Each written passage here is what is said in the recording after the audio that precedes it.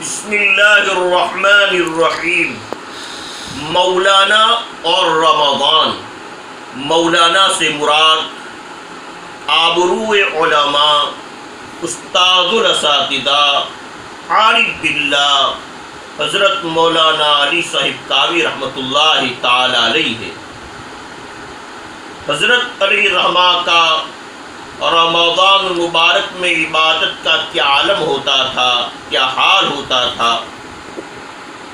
دارالعلوم ہی کے ایک مائے ناز فاضل مفتی ادیب محمد امین صاحب گودروی دامت برکات مرینا بیان فرماتے ہیں، تحریر فرماتے ہیں کہ حضرت مولانا علی صاحب کاوی رحمۃ اللہ تعالی علیہ رمضان المبارک میں مغرب کے بعد سے سحری تک قرآن کریم کی تلاوت نوافل میں سنا کرتے تھے۔ حضرت مولانا مفتی محمد امین صاحب فرماتے ہیں کہ مجھ گنہگار کو اس مبارک سلسلہ کے ساتھ منسلک رہنے کا شرف حاصل رہا، اس لیے میں اس کی ترتیب بھی لکھ دیتا ہوں۔ حضرت مولانا رحمۃ اللہ تعالی علیہ مغرب کی نماز کے بعد اوابین میں ارائی پارے 2 طلباء کو سناتے، پورے 2 پارے اور اوپر آدھا پارا 2.5 پارے۔ اس کے بعد عشاء کی نماز باجماعت دارالعلوم کی جامع مسجد میں ادا فرماتے تھے۔ اس کے بعد حضرت مولانا رحمۃ اللہ تعالی علیہ کا جو دفتر ہے وہی تراویح کا سلسلہ شروع ہو جاتا، جو تقریباً کبھی 6 پاروں پر، کبھی 10 پاروں پر، کبھی 15 پاروں پر مشتمل ہوتا۔ پہلی 4 یا 6 رکعتوں کے بعد عشاء کا کھانا تناول فرماتے، اس میں وہ طلباء بھی شریک ہوتے جو حضرت مولانا علی رحمہ کے ساتھ تراویح میں موجود ہوتے۔ اس کے بعد پھر یہ سلسلہ شروع ہو جاتا اور رات 2 بجے تک جاری رہتا۔ پھر حضرت مولانا رحمۃ اللہ تعالی علیہ حسب موسم، جیسا موسم ہوتا، 1-1.5 گھنٹہ آرام فرماتے، پھر تہجد میں 2 پارے سنتے تھے۔ مطلب یہ ہے کہ مغرب سے لے کر سحری تک کبھی 6 پارے، کبھی 10 پارے، کبھی 15 پارے بھی ہو جاتے تھے۔ اس پیرانہ سالی میں، اس بڑھاپے میں باوجود ضعف، باوجود کمزوری، نیز خارش کی بیماری، کھجلی کی بیماری جو تقریباً 30 سال سے حضرت مولانا علیہ الرحمہ کو لاحق تھی، اس اطمینان کے ساتھ کھڑا رہنا، پیرانہ سالی، کمزوری، کھجلی کی بیماری، ایسی حالت میں تراویح کی نماز میں اس اطمینان کے ساتھ کھڑا رہنا اور توجہ کے ساتھ قرآن کریم سننا، اس کی کوئی توجیہ سوائے کرامت اور تائید الہی کے ممکن نہیں ہے۔ بہرحال حضرت مولانا رحمۃ اللہ تعالی علیہ سلف صالحین کا نمونہ تھے۔ اللہ تبارک و تعالیٰ نے آپ علی رحمہ سے بہت کام لیا۔ اللہ تبارک و تعالیٰ نے آپ کے ذریعہ بڑے بڑے لوگ پیدا کیے۔ آپ افراد سازی میں ماہر تھے۔ آپ علی رحمہ کی اگرچہ کوئی تصنیف نہیں ہے، لیکن بڑے بڑے لوگوں کو آپ نے تصنیف کیا۔ کئی اور انجمنیں آپ علی رحمہ کی آراء سے مستفید ہوتی تھی۔ آپ علی رحمہ بہت صائب و رائے شخص تھے۔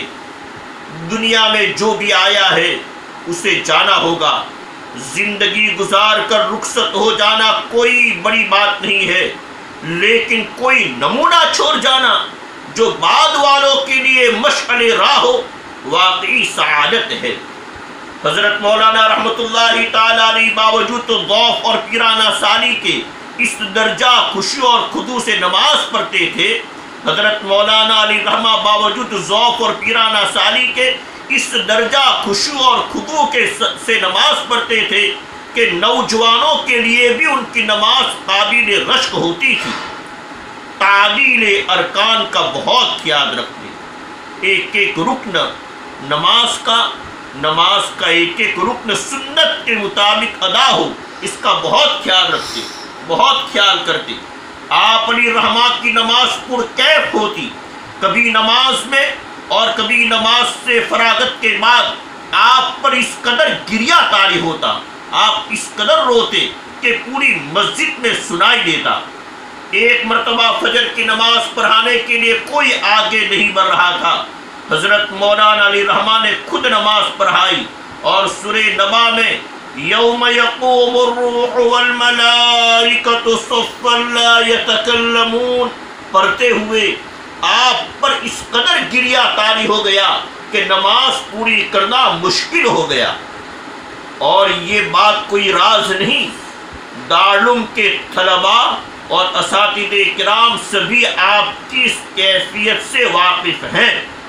آپ علیہ الرحمہ کے پیروں میں درد رہتا تھا، بہت درد رہتا تھا، لیکن جب رمضان المبارک کا مہینہ آتا تو درد مانے ہوتا نہ پیرانہ سالی، جیسے سب کچھ بھول گئے۔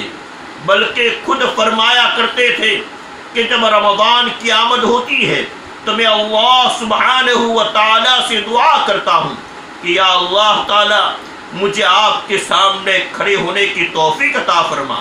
پھر رمضان میں نہ درد رہتا اور نہ کچھ۔ اللہ تبارک و تعالی ہم سب متعلقین کو بھی حضرت مولانا رحمۃ اللہ تعالی علیہ کے نقش قدم پر چلنے کی توفیق عطا فرمائے۔ یہ پورا مضمون دارالعلوم عربیہ اسلامیہ بروچ محمود نگر کنٹھاریا کے ایک بڑے قابل فاضل مجھ گنہگار سیاہ کار کے بڑے محسن محب و محبوب حضرت مولانا مفتی ادیب محمد امین صاحب گودروی دامت برکات بنی ناکا ہے، جو اس وقت دارالعلوم گودرا کے ایک معطر معزز مثالی استاد ہے اور شہر گودرا کی ایک بڑی مسجد کے امام عالی مقام اور خطیب ہے۔ اللہ تبارک و تعالی ہمارے حضرت مولانا مفتی محمد امین صاحب کو جزائے خیر عطا فرمائے۔ انہوں نے یہ تحریر بھیجی اور اسی کو میں نے سنایا ہے۔ بس اللہ تبارک و تعالی کہنے سننے سے زیادہ عمل کرنے کی توفیق عطا فرمائے۔